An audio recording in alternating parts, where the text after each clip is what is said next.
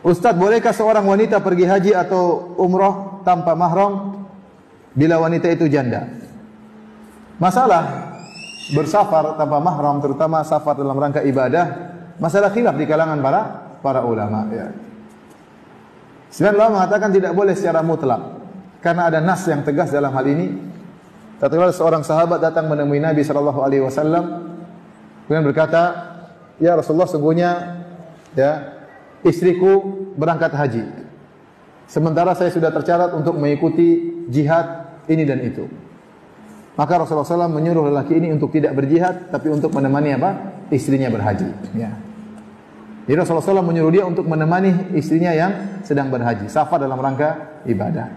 Kemudian juga dalam hadis, ya, la yahillu imra'atin tu'minu billahi wal yawmil akhir an tusafira masirata yaumin wa lailah illa ma'adhi mahram, atau kama qala Nabi sallallahu alaihi wasallam. Tidak halal bagi seorang wanita yang beriman kepada Allah dan hari akhirat untuk bersafar dengan safar sehari semalam kecuali dengan apa? Mahramnya.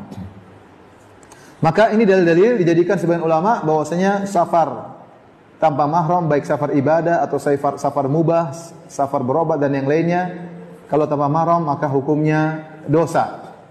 Hukumnya dosa karena dalil-dalil yang tadi kita sebutkan. Ini pendapat banyak dipilih oleh para ulama di Arab Saudi. Boleh bersafar tanpa mahram kalau darurat. Contoh, seorang ingin berobatnya harus di luar kota, sementara tidak ada mahramnya, atau suaminya masih di luar negeri, nggak keburu, maka darurat nggak jadi masalah. Kalau darurat semuanya membolehkan. Oleh karenanya dalam hadis Ummu Salamah radhiyallahu taala anha, waktu beliau berhijrah tanpa mahram, suaminya lebih dahulu di mana? Di Madinah. Abu Salamah lebih dahulu pergi ke Madinah, sementara Ummu Salamah di Madinah. Ya. Abu Salamah tidak datang untuk menjemput Ummu Salamah karena kondisinya tidak memungkinkan.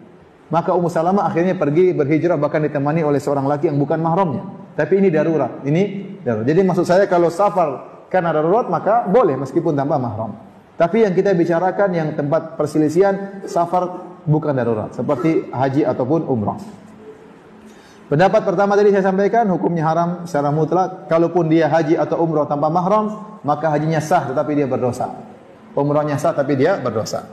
Pendapat yang kedua, bahwasanya masalah safar tanpa mahram ini adalah masalah muamalah, bukan masalah ibadah. Dan asalnya masalah muamalah ilahnya diketahui.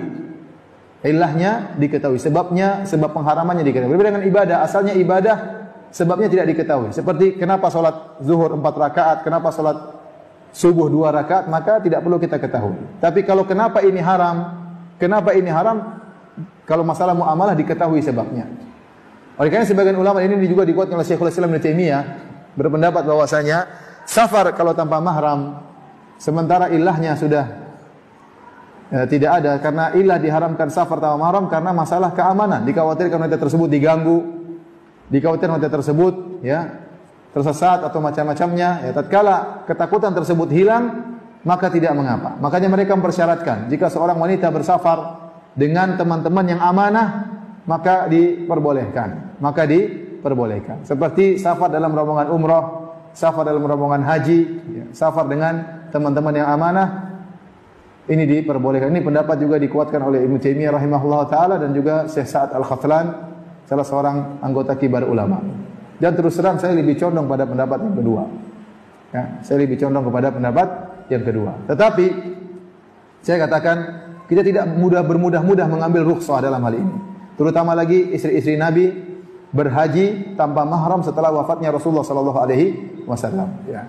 Tapi kita tidak mengambil keringanan ini kecuali benar-benar mendesak, ya. Contoh seorang janda tidak ada yang menemani dia sama sekali, ya. Tidak ada kakaknya, tidak ada adiknya, sementara dia ingin umrah, ya. Saya tidak bisa melarang. Ya, karena ada sebagian ulama yang membolehkan selama ditemani dengan teman yang amanah, yang secara umum kita bukan mengatakan terjamin 100% tidak, secara umum safar tersebut aman dan biasanya safar sekarang aman. Biasanya pesawat tidak meledak, ya biasanya ya ada pesawat meledak atau pesawat macet di tengah jalan, itu jarang-jarang ya.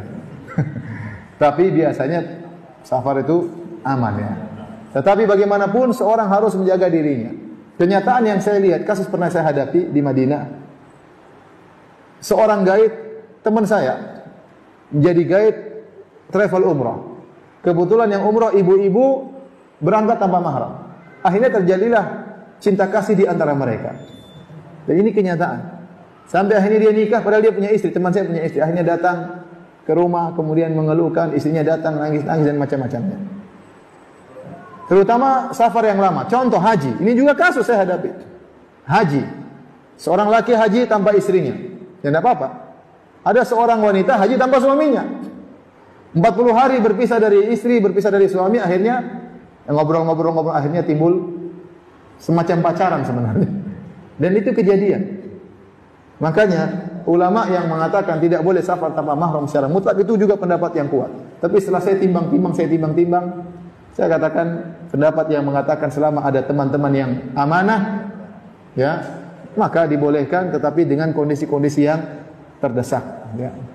Tapi kalau kita tahu seorang wanita tahu dirinya lemah imannya, ya, maka dia berhati-hati. Ada yang mengatakan, Ustaz, umur saya sudah 45 tahun, apa ada yang mau? Ya ada, umur 70 tahun mau sama ente. Ente 45 masih cantik di mata laki-laki berumur 75 tahun. Jadi seorang tetap bertakwa kepada Allah, apakah dia pergi dengan mahram atau dengan tanpa mahram. Kembali lagi saya katakan, berusaha bersafar tanpa mahram kecuali darurat, ya. Kecuali apa? Darurat. Karena bersafar tanpa mahram itu rawan, ya. Kita butuh teman, kita butuh ada yang laki-laki yang menjaga kita, dan macam-macamnya. Wallahu a'lam bishawab.